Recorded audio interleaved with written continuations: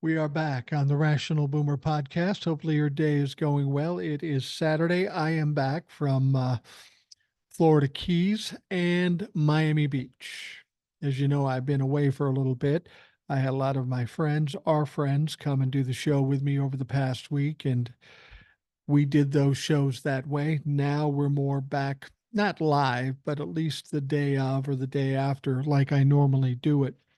I will just tell you, my trip to the Florida Keys was absolutely wonderful. I love the Florida Keys. We ate at Lorelei's in Isle Morada, which is a great place. We stayed down near Duval Street, not really down near Duval Street. That's where we spent most of our time because there's a lot of shit happening there. But I truly enjoyed Florida Keys, and I would definitely go back there. We were there for 3 days, and then we went back to Miami Beach because that's where we were going to fly out of to come home. And we stayed there for about a day. And Miami Beach is an incredible place too. We saw the Versace mansion. We saw um, Fountain Blue Hotel. We saw a lot of stuff. And I will say this, while Miami Beach is a beautiful city, I didn't feel the vibe for me there so much. It's a lot of younger folks and it's a different type of people. The Florida Keys, Key West is very laid back, and there's plenty of stuff to do, but it's more my situation. Miami Beach, I wasn't feeling that too much. It wasn't that I disliked it. It was just, a lot of people in fancy cars, a lot of jewelry, expensive restaurants, and it was like going to any other big city. And big cities are fine if you're prepared for that. But after spending 3 days in Key West, it was it was dramatically different and not my favorite. Don't get me wrong. If you're in Miami Beach, it's a beautiful city. The beach is incredible.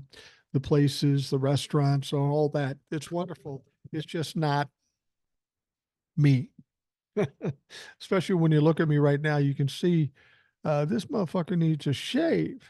He needs a definite shave. I'll tell you what happened is we brought a razor down and it wasn't a good razor. It wasn't sharp. So after a day or two, I shaved and it was so fucking painful. I mean, it was so dull that I needed to be put on a morphine drip in order to be able to tolerate it. So I just said, fuck it. I'm just not going to do it. I'm not going to shave. And much to my wife's chagrin, but I didn't. And this is what I got. I'm not one for growing beards or mustaches. Some people said you should grow goatee. No, motherfucker, I'm not going to do that. You know, first of all, that's just not me to do that.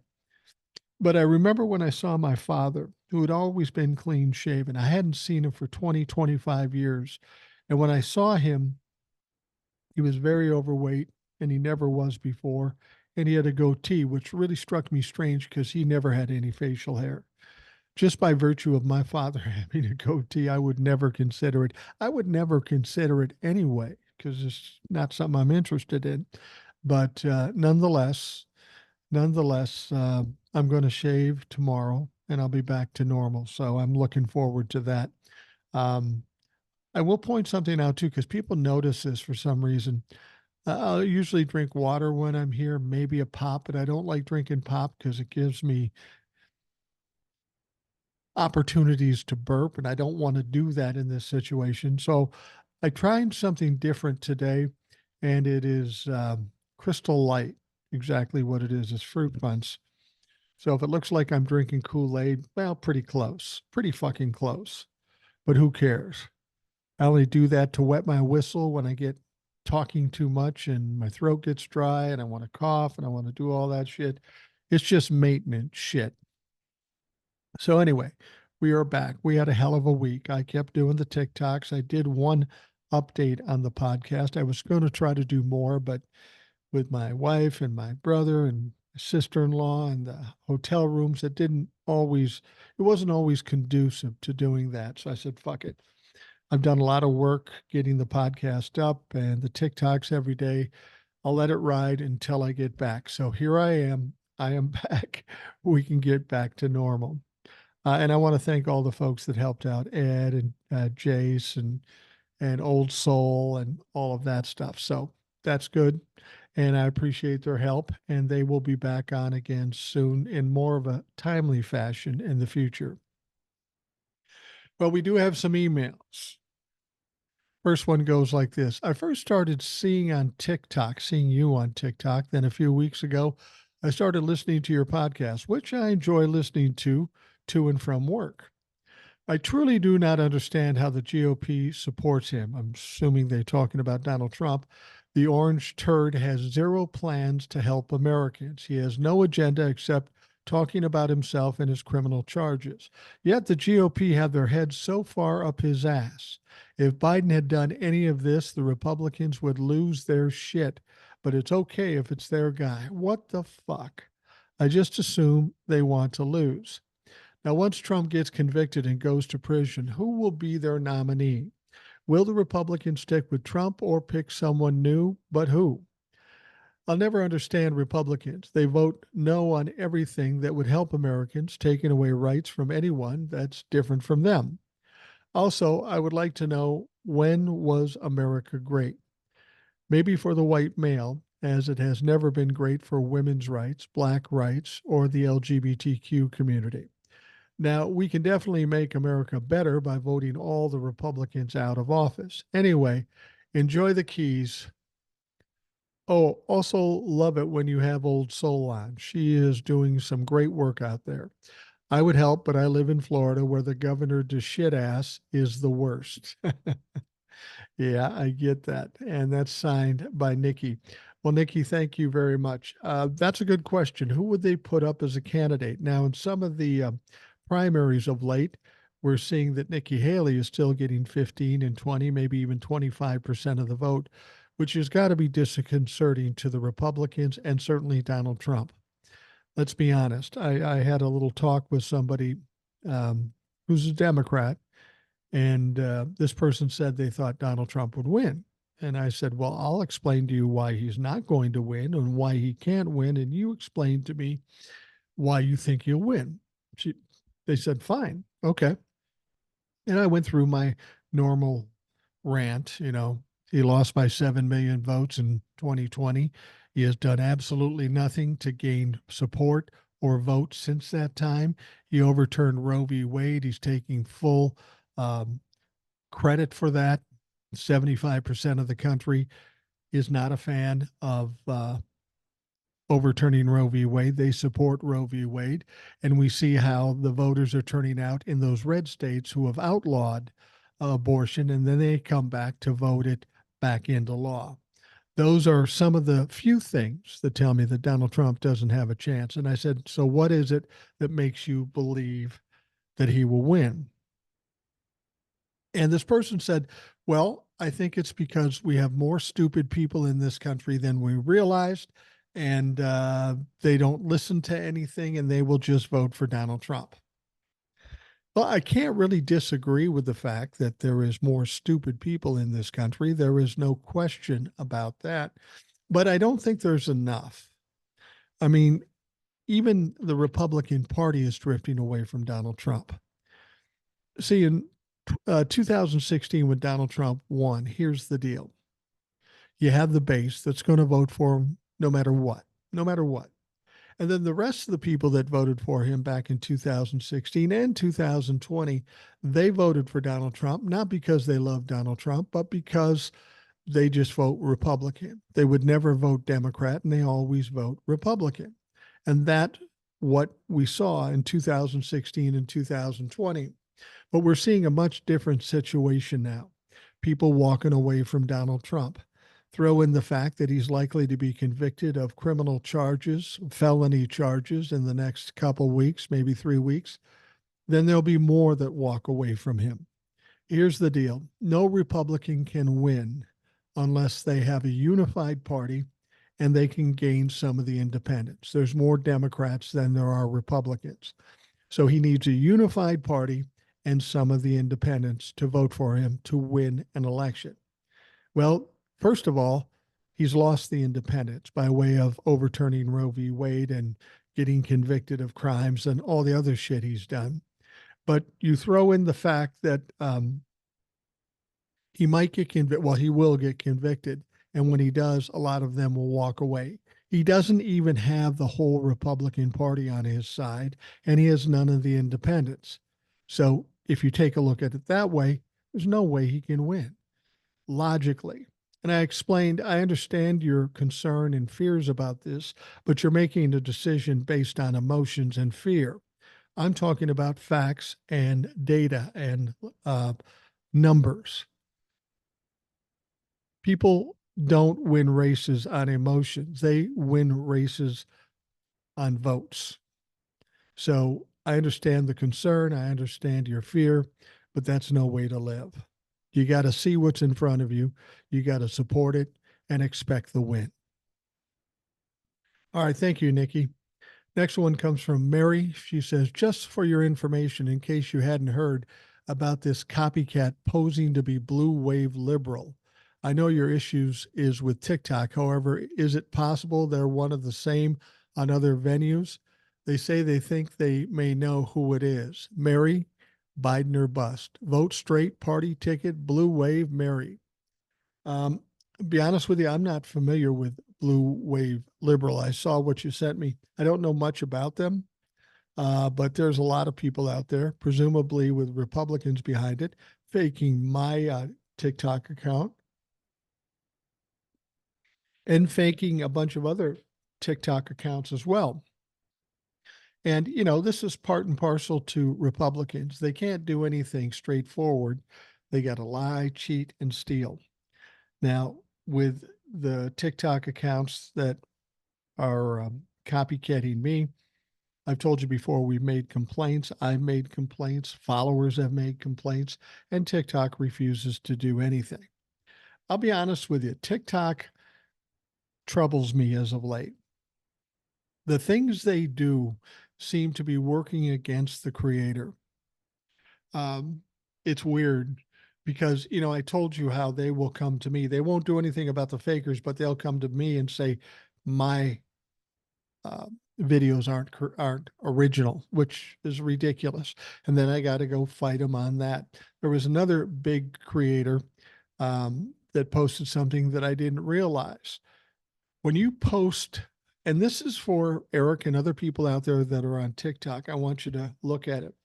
But this was good advice, and I hadn't noticed it. I hadn't known anything about it, and may explain why some of the things that we see on TikTok happen.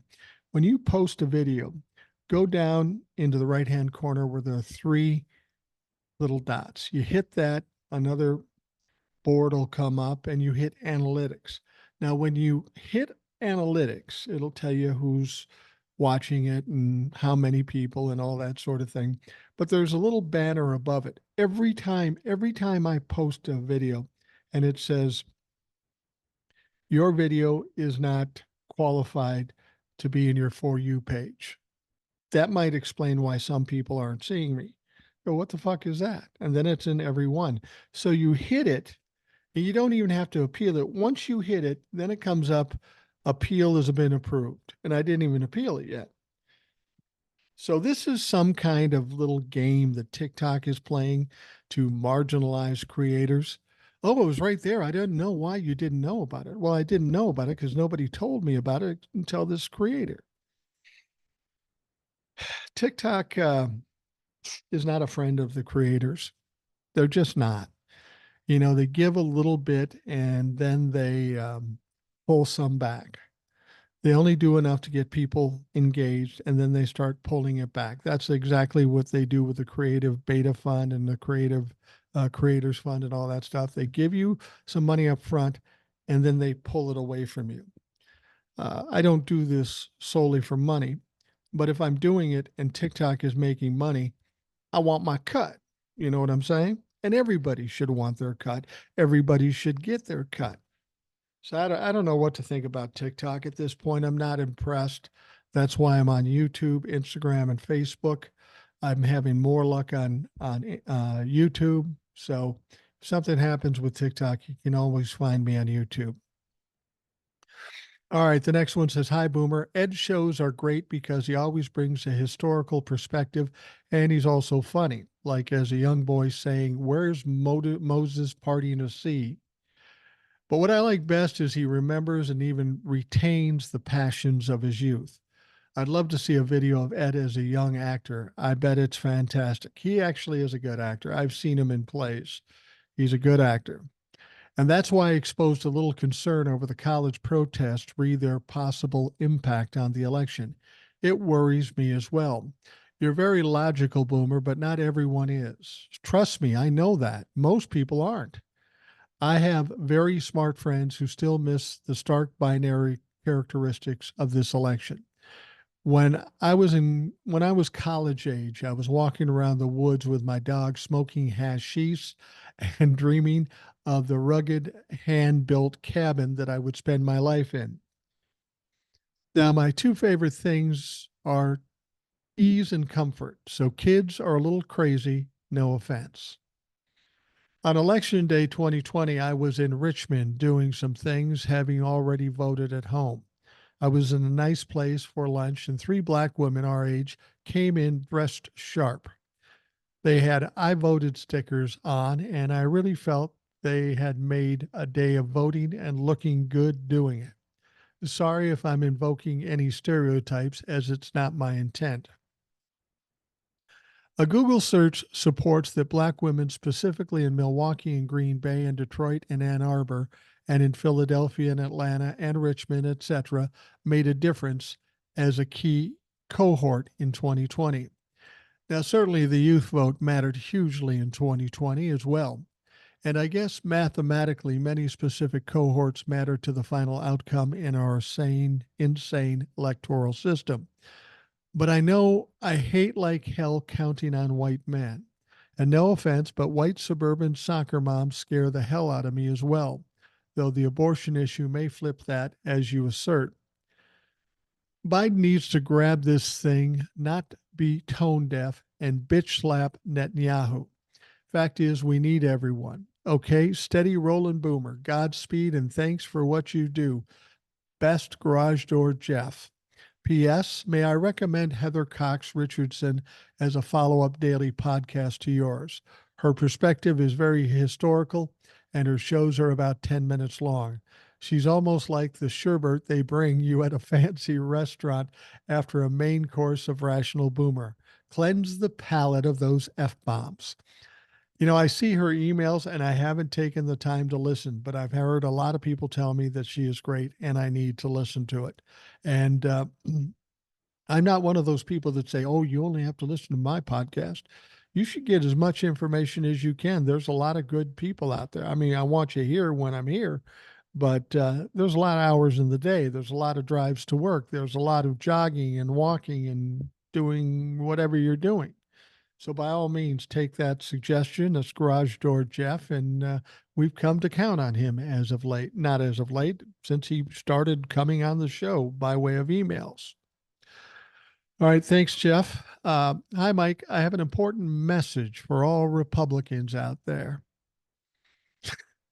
Spoiler alert, this is Panzer. With the upcoming election in November closing fast on us, every good Democrat realizes either from the Senate, House, or the president is fake news, a hoax, and a witch hunt. True Republicans know that the object of being a representative on any political level is to do nothing but collect a paycheck. Great champions like Jim Jordan, Marjorie Taylor Greene, Matt Gaetz, and the champion of champions, James Comer, should be looked at as the incarnation of what a good representative should be. Empty, clueless, revengeful, narcissistic, foolish, and arrogant are all ideal qualities to be a Republican representative. With these fine people, we are on the path of a certain victory. Go MAGA. Panzer. Again, sarcasm.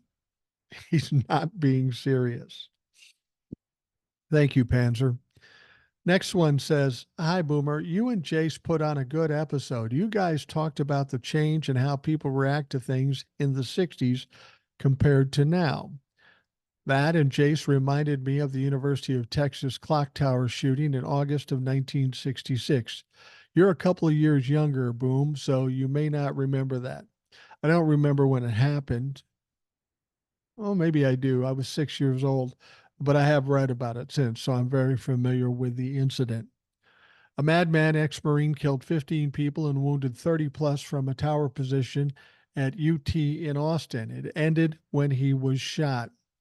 It absolutely stunned and captivated the nation. I remember studying the story in Life magazine, which, along with similar Look magazine, was then equivalent of 50% of the internet now. The story was forefront for weeks in my young memory. Now, I doubt that it would make the third day's news cycle. I hate that we've been hardened like that. Yes, I guess I officially do sound like that reminiscing old geezer. Good grief. Best, again, Garage Door Jeff. P.S. It was Howard Dean from Vermont you were trying to remember one day, who eliminated his entire presidential campaign by doing this one weird whoop thing. And in a related story, Tim Scott, in an effort to appeal to MAGA, reportedly just punched a kitten named Fluffy and posted the video. Now, he didn't really do that. That's just humor that Garage Door Jeff uses, and it's much appreciated.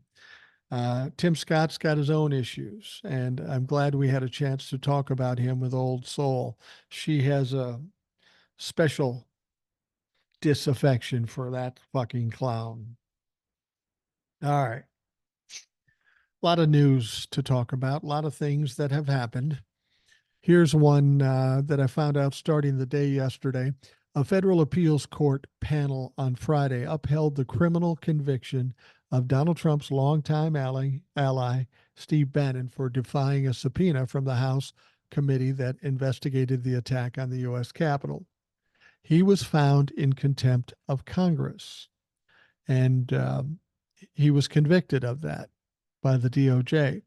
Of course, he appealed it, and for whatever reason, he's been out on appeal ever since. He's got a little podcast going. He's ranting and raving and making ridiculous claims. Well, he lost his appeal. So in the next couple of weeks, they will give him a date to turn himself in. And that motherfucker will be in court or in jail. And he might be in jail through the election. So that would be good, huh? A three-judge panel of the U.S. Court of Appeals for the D.C. Circuit rejected Bannon's challenges to his contempt of Congress conviction, for which he was sentenced in 2022 to 4 months in prison. He should have just done the fucking time, but he's got to play these games. The judge overseeing the case has allowed him to remain free while he pursues his appeal. See, he might appeal it to the Supreme Court, which they won't fucking even bother with it. Bannon's attorneys did not immediately respond to an email seeking comment. His lawyers could ask the full D.C. appeals court to hear the matter. Bannon was convicted of 2 counts of contempt of Congress, one for refusing to sit for a deposition and the other for refusing to provide documents related to his involvement in Trump's efforts to overturn the election in 2020. Now, Bannon had initially argued that his testimony was protected by Trump's claim of executive privilege, which is not true and which is bullshit.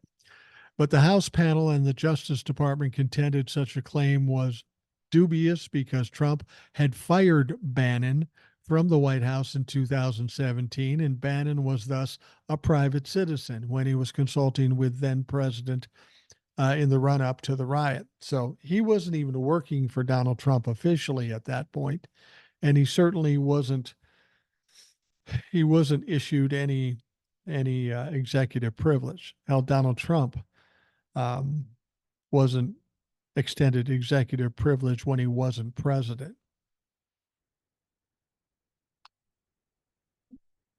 Now, Bannon's lawyers argued at trial that he wasn't acting in bad faith, but was trying to avoid running afoul of executive privilege objections Trump had raised.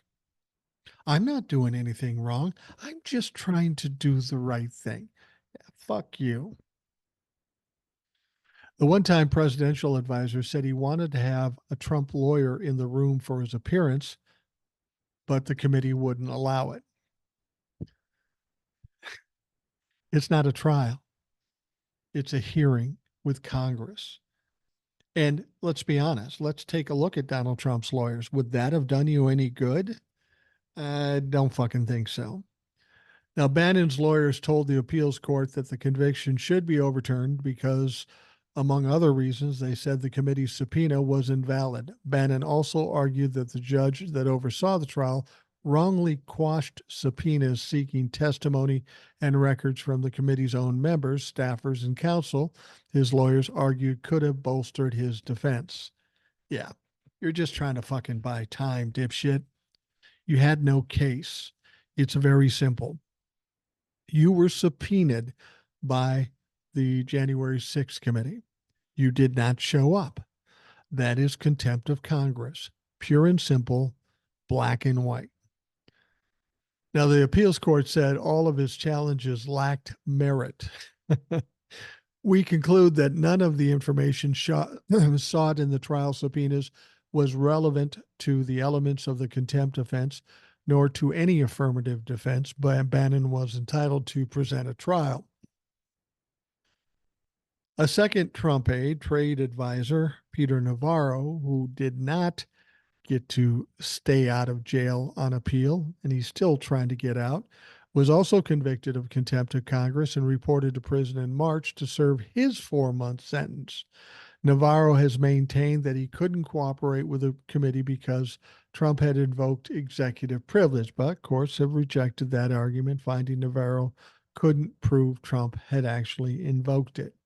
It's kind of like, oh yeah, I just cleared out all those classified documents in my head, so we're good. These people, Navarro, you kind of feel sorry for because he seems like a simpleton. He seems easily swayed. Steve Bannon is just a fucking flat out criminal. If he hadn't gotten a pardon from Donald Trump, he'd be in jail now. He's got other cases that are working against him too, criminal cases, not just contempt of Congress. I don't like Steve Bannon's options in the future. Steve Bannon is going to be a heap of trouble, and this 4-month stint is going to be the least of his problems when it's all said and done. I have a feeling when the superseding indictments come from Jack Smith regarding the insurrection, that Steve Bannon is going to be on the list with Ginny Thomas, with Roger Stone, with sitting members of Congress.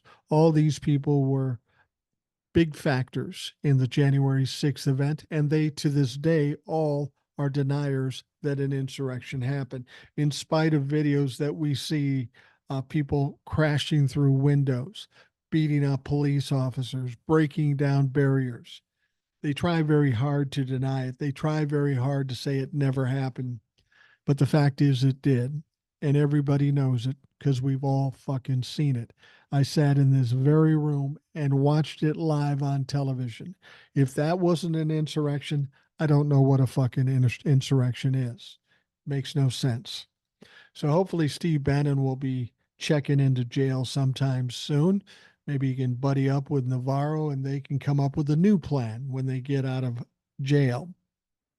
But things aren't going to go well for them. Their lives are going to be pretty much ruined. Navarro, P.D. Navarro, isn't going to be working in politics anymore.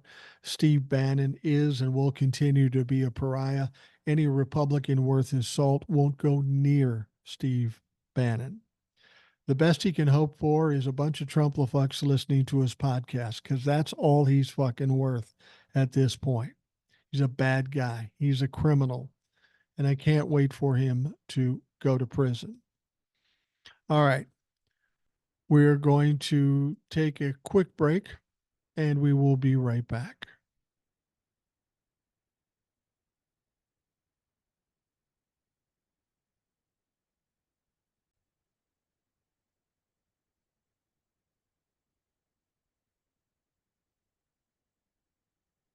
So, have you seen this former lawyer of Donald Trump's?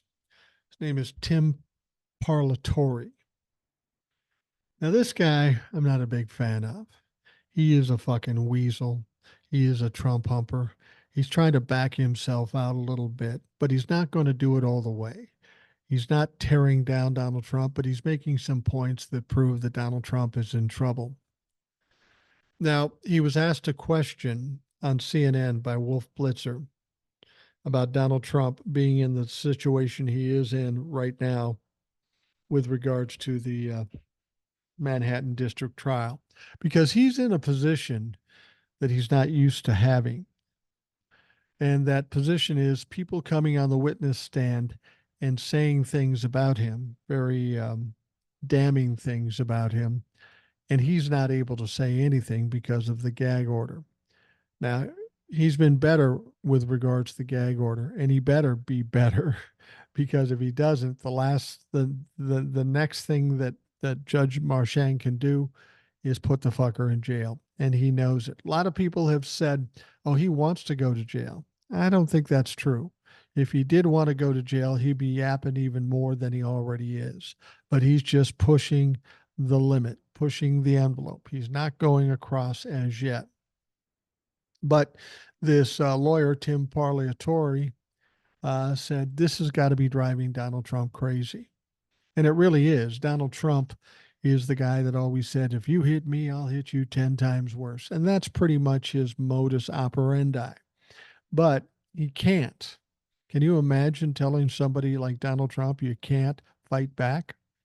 Well, that's what the judges basically told him, and it probably is driving him nuts. And I'm happy to see it.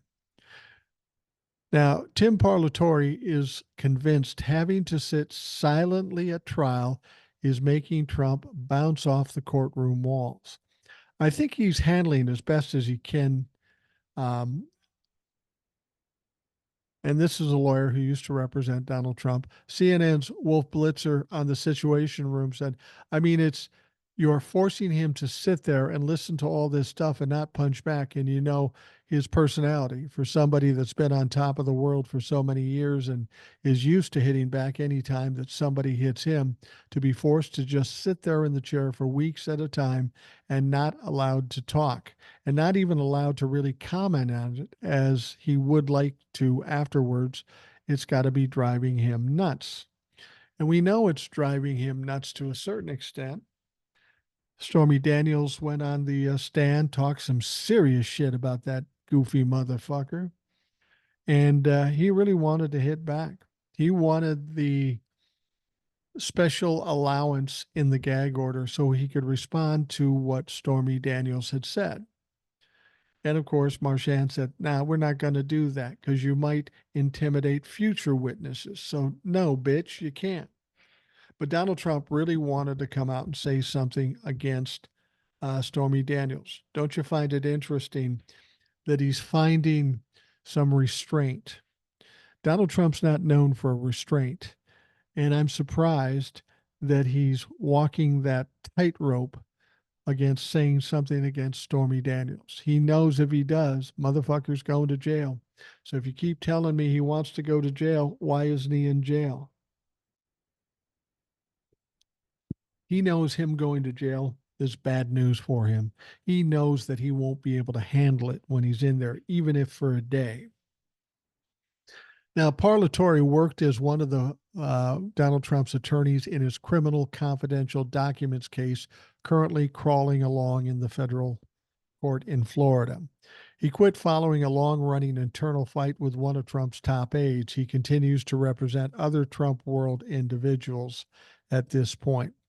Trump has been forced to remain silent about witnesses, jurors, court staffers, and relatives of the prosecution and the judge. After 3 weeks of his historic hush money trial, where he's pleaded not guilty to 34 counts of falsifying business records to shield six-figure sums he paid to buy the silence of porn star Stormy Daniels after she alleged a brief affair with him. Trump has been found in contempt numerous times and paid fines, even been threatened to be tossed in jail if he continues. Now, Parliatori said going forward, this court will have to consider a jail sanction. Manhattan Supreme Court Justice Juan Marchand declared on Monday, Mr. Trump, it's important you understand that the last thing I want to do is put you in jail. You are the former president of the United States and possibly the next president as well. Trump's former fixer and attorney Michael Cohen has been a loud critic of Trump and continued aiming his discontent at him while Trump remains hamstrung to respond based on a gag order. And again, I go back to this. People kept saying, oh, he wants to go to jail. Then why isn't he talking? He's nervous. He's scared. He does not want to be put in jail. Even Donald Trump is smart enough to know, even Donald Trump is smart enough to know that nothing good will come out of it. It will hurt him in every way. He will not tolerate sitting in a jail cell for even 24 hours.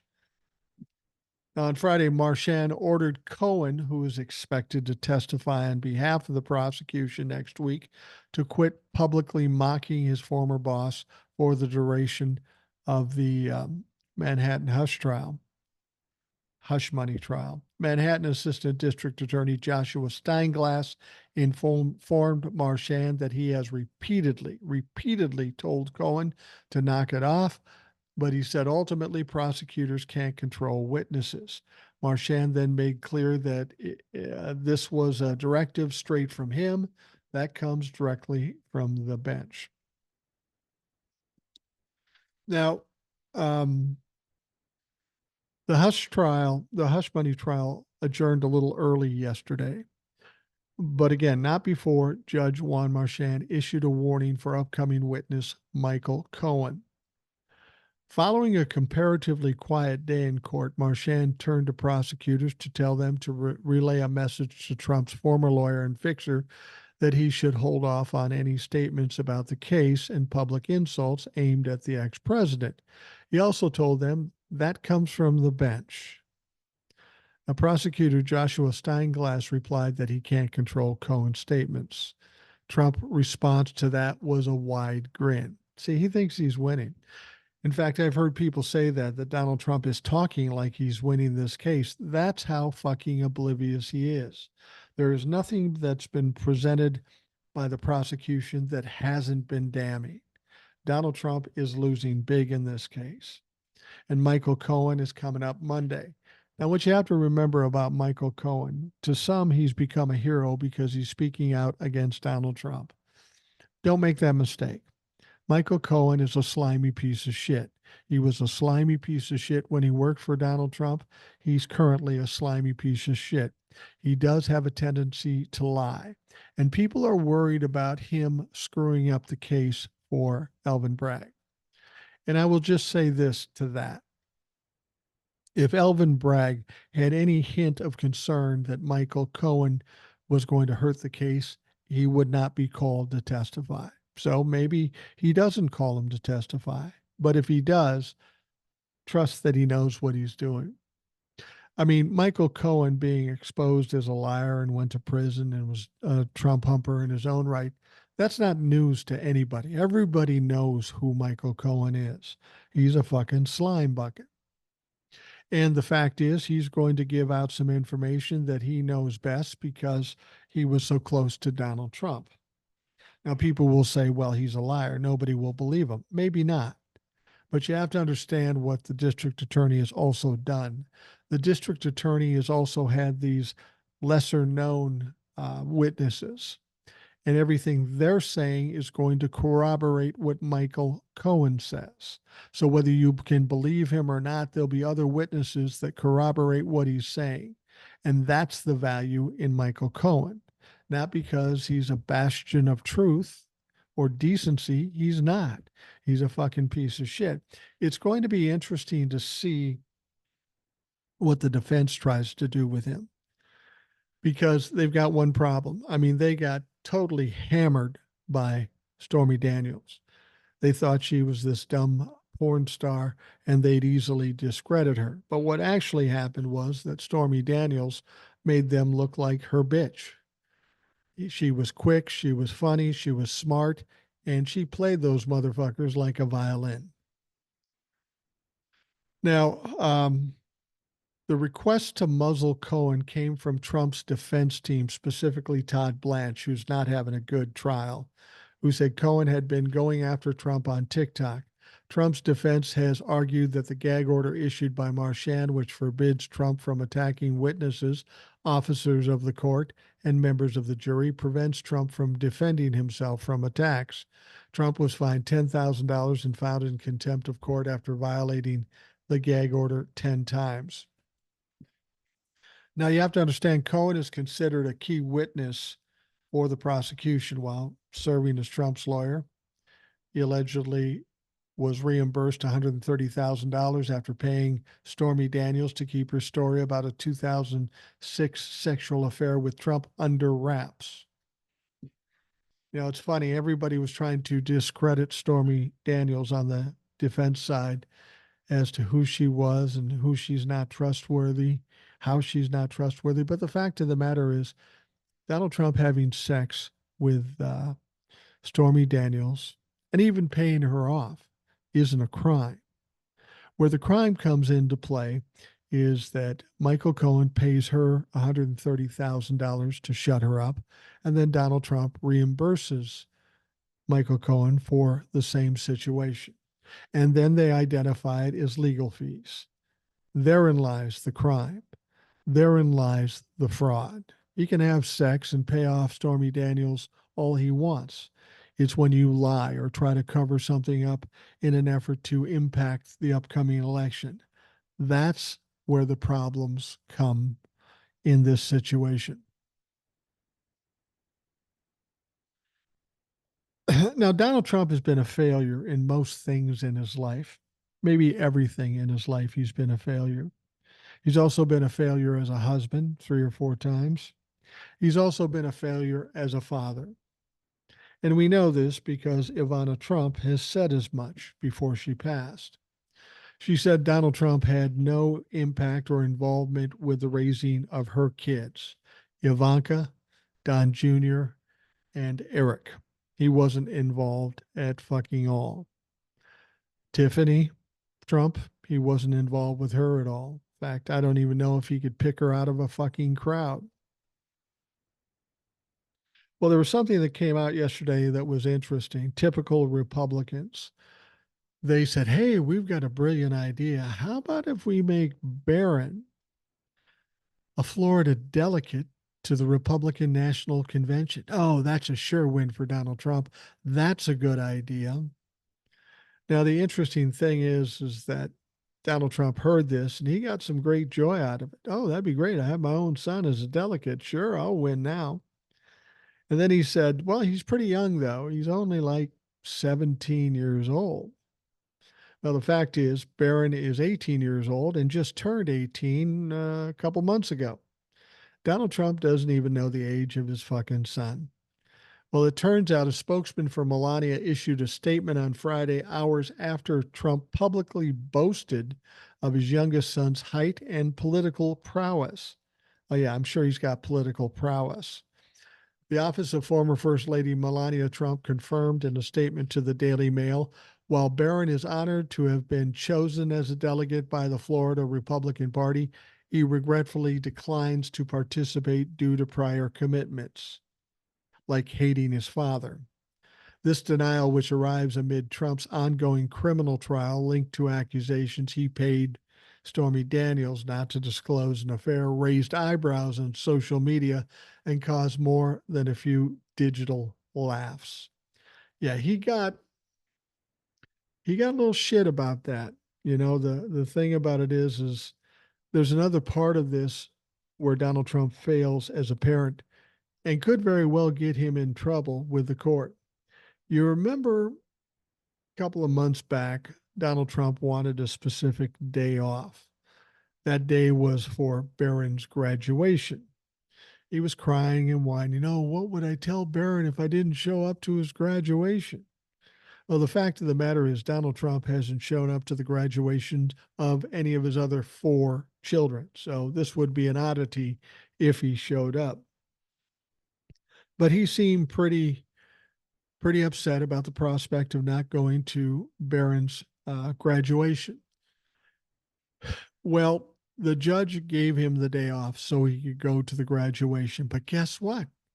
Something else came up. Yeah, fuck, something else came up. Apparently, there's a fundraiser right here in my home state that he's planning to go to. Yeah, he's devastated that he can't see Barron's graduation, but he's going to go to a fundraiser instead. It's really going to be interesting to see what he in fact does. And if he goes to the fundraiser and not um, Barron Trump's graduation, what is the judge going to say?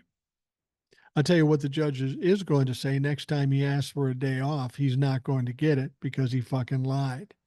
But I don't know if there's any criminal aspect to him lying to the judge as to where he's going and why he needed the day off. Some people say, well, maybe he'll go to Barron's graduation. Here's the thing, if it's the difference between campaigning and making money and fundraising or going to Barron Trump's graduation, you know as well as I do what the fuck he's going to do. He's going to go to the fundraiser and he'll worry about it after the fact. Hopefully, he'll get some shit for it. Hopefully, he'll get punished for lying to a judge.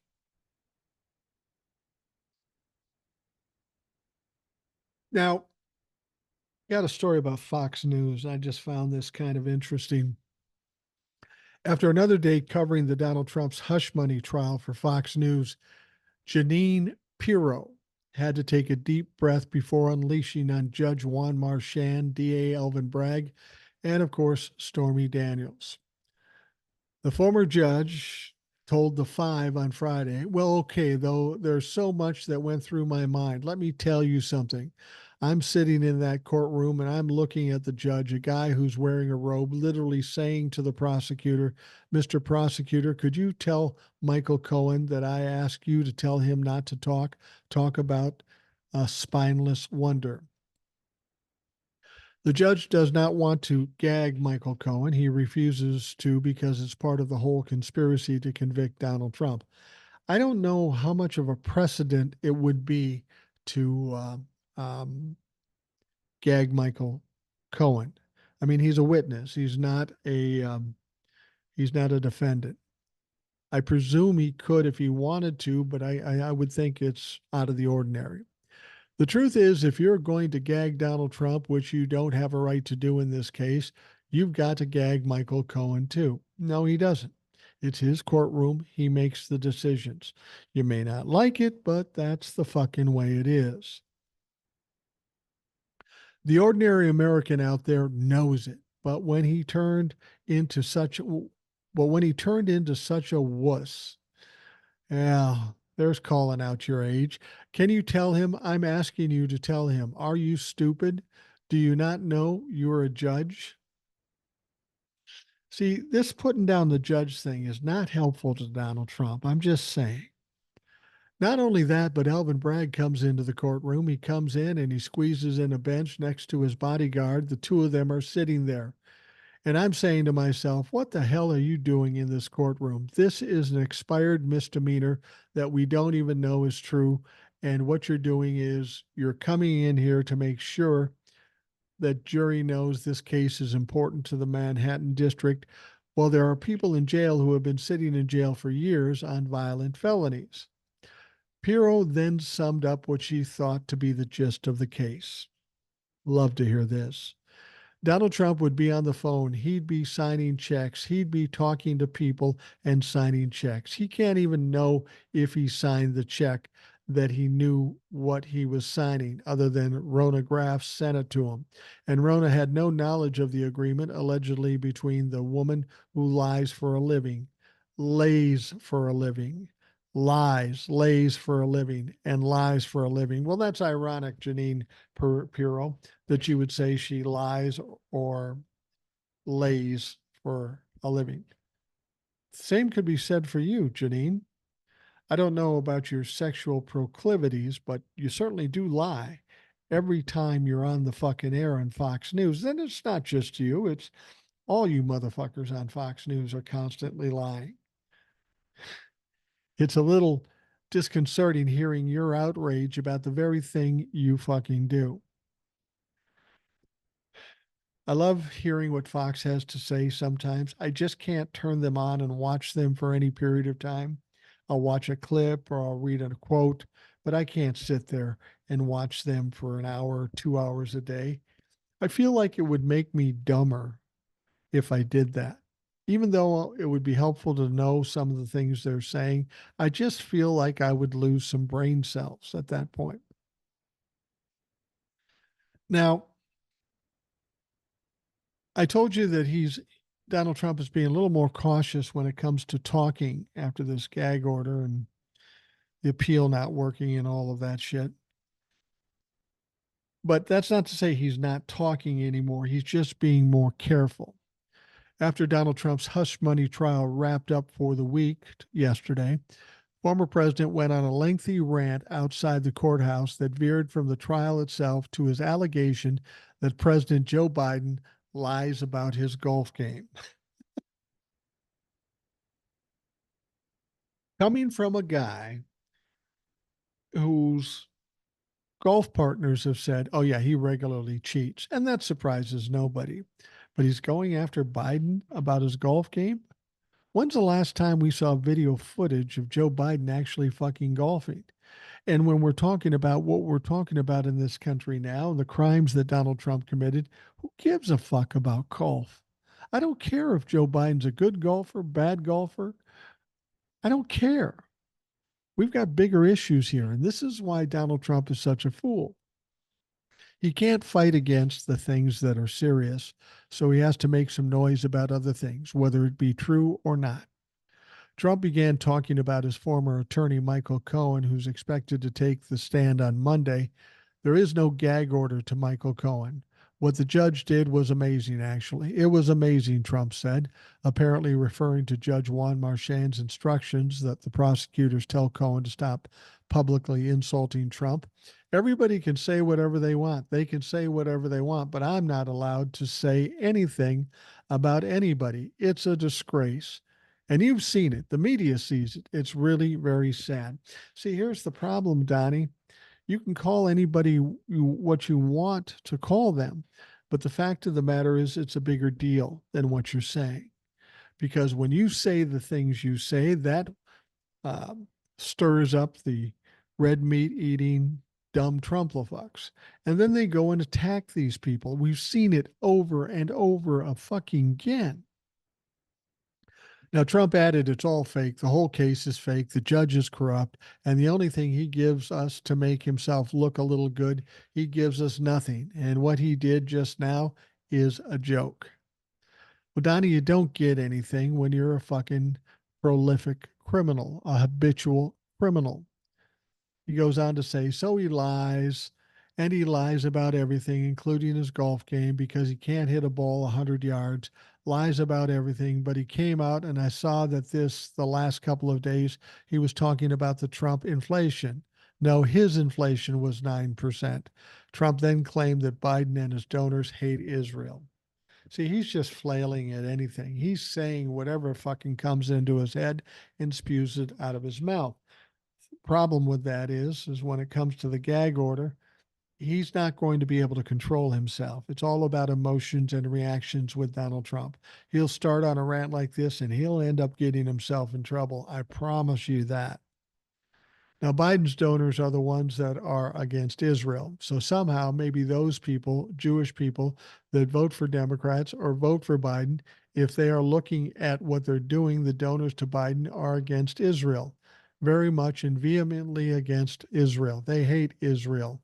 And that's why Biden hates Israel, because he goes through those numbers and he always has. So they ought to start thinking about that.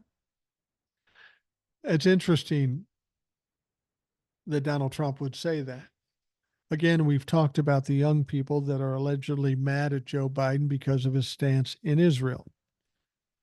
So I've said before, and I'll say it again. So if you don't like Joe Biden, you're not going to vote for Joe Biden. Then what are you going to do? You're going to vote for Donald Trump? Donald Trump just said he's a big supporter of Israel, which would piss off those people supporting the Palestinians. See, that's the thing. You can pout and you can get mad at what Joe Biden is doing, but at least Joe Biden is trying to do something decent. He's trying to broker a ceasefire. He's trying to broker a release of hostages, which he's already done once. He's also trying to get humanitarian aid to the people of Gaza. What's Donald Trump's doing? What has Donald Trump said that he would do in order to help the people in Gaza? He would help them not at all. He would go to Israel and give them carte blanche to do whatever the fuck they want and bomb any way they want it. That's what Donald Trump would do. We know this because he's taken that attitude before. Now, what Joe Biden said hopefully will appease some of these young people that are mad at him, but I don't think there's as many young people upset about Joe Biden's situation as the media would have you believe. But Joe Biden has told these fucks, look, if you go into this city of Rafah and attack it, then you don't get any more armaments, artillery, or ammunition. Now, beyond that, I don't know what you expect Joe Biden to do. He is not the president of Israel. He can cut back on support and put some pressure on them that way. But you have to understand the guy running the country in Israel is really the problem. It's not the people of Israel, it's Netanyahu. This guy, like Donald Trump, is a consummate criminal. He's like a mini Donald Trump. Why he's back in office, I don't even know. But the fact that he is in office is the only thing saving him from jail.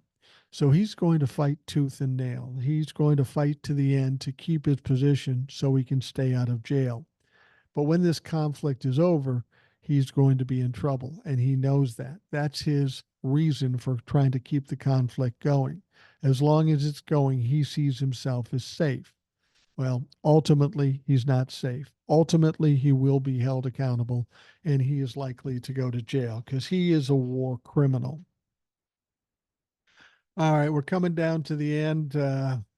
Bring back an old name. Former New York City Mayor Rudy Giuliani's radio show on WABC radio has been canceled, and he was suspended by the station over claims he made about the 2020 election. Rudy's having a tough fucking year. He got sued. He's lost all his money. He's losing his condos, and now he's got a job that he's going to lose. Rudy, you should have a podcast. It'll take a couple hundred years to make any money, but at least you can keep that annoying voice in the ethers. Now, WABC owner and host John Catsimatidis, we're not going to talk about fallacies of the November 20 election. We warned him once, we warned him twice, and I get a text from him last night and I get a text from him this morning that he refuses to not talk about it. So Catsimatidis added, he left me no option. I suspended him. In a thread of his own post on the social platform X Friday, Giuliani said that Catsimatidis and WABC fired me for refusing to comply with their overly broad directive stating I'm prohibited from engaging in conversations relating to the 2020 presidential election. Well, Rudy, you know why they don't want you to do this? Because you're fucking lying, and they become responsible for your lies. Remember Fox News and the Dominion voting machines? WABC doesn't want to end up in that position, and they will if you continue to do what you're doing. So they did the only thing they could do. They fucking suspended you. They should just fire you and get you out of the way because there's no way you're ever coming back. You're going to be one of the many that is a pariah, and nobody's going to want to even be near you. Now, of course, Giuliani said this directive is a clear violation of free speech. No, it's not. It's not a violation of free speech. WABC has the airwaves. They are licensed for those airwaves. They are a business. And if you come in there as an employee and do something that hurts their business, they have every right to fire you. It has nothing to do with violation of free speech. Jesus Christ, Rudy, you're a fucking lawyer. Some people even thought you were a good lawyer at one point. You know better than this. You're just saying this so dumb people will back you. Giuliani has been a common spreader of false claims about the fraud in the 2020 presidential election. He filed for bankruptcy at the end of last year, shortly after a jury ordered him to pay $148 million to former Georgia election workers that he inaccurately alleged had committed fraud in the 2020 election. Let's be honest, he doesn't have the fucking money to do it. He doesn't have the cash. So they're starting to take his shit. Now, in a filing earlier this week, lawyers for the former New York City mayor said that he is struggling with finding someone to assist in accounting duties for his bankruptcy case. Oh, I'm sure you are. He has contacted a number of accounting firms for help. However, no one seems interested in taking the assignment. Big surprise. You're a big old fucking lying creep. Who wants to work for you? You're a consummate loser. Everything you've done, you've lost since tying in with Donald Trump. Nobody wants to get in that mess. And just because you can't find an accountant shouldn't mean that you get to delay when you have to pay your price. You got the decision, 148 million. Go in that creepy, dusty pocket, get the fucking money, and pay the women that you wronged off. Simple as that, bitch. Oh, I don't know. Anyway, we are going to wrap things up for the Rational Boomer podcast. I want to thank you for taking the time out of your day to listen. I'll be more cleaned up tomorrow. I'll be less tired, and we'll stay on track with the types of things we talk about here on the Rational Boomer podcast. So thanks for listening today. We'll talk to you again tomorrow.